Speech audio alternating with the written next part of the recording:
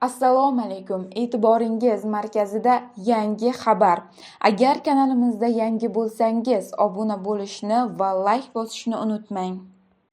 Go'sht narxi o'sishi umumjahon tendensiya.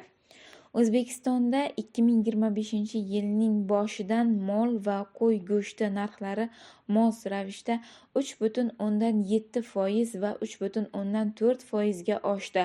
Narxlarning shunga o'xshash o'sishi mintaqaning turli mamlakatlarida ham qayd etilmoqda. Masalan, Qozog'istonda mol go'shtining narxi 6,2% ga, qo'y go'shti 2% ga, Qirg'izistonda 4% ga, qo'y go'shti 4,1% ga, Rossiyada 3,4%, qo'y go'shti 0,4% ga oshgan.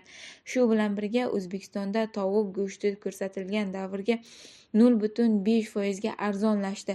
Misol uchun, Rossiyada tovuq go'shtining narxi 9,7% ga, Qozog'istonda esa 4,7% ga oshdi. Mahalliy bozordagi narxlarning shakllanishiga oziq-ovqat mahsulotlari narxlarining global o'sishi bevosita ta'sir ko'rsatmoqda. Birlashgan Millatlar Tashkilotining Oziq-ovqat va qishloq xo'jaligi tashkiloti ma'lumotiga ko'ra, 2025-yil fevral oyida oziq-ovqat narxlari indeksi 1,6% ga oshgan.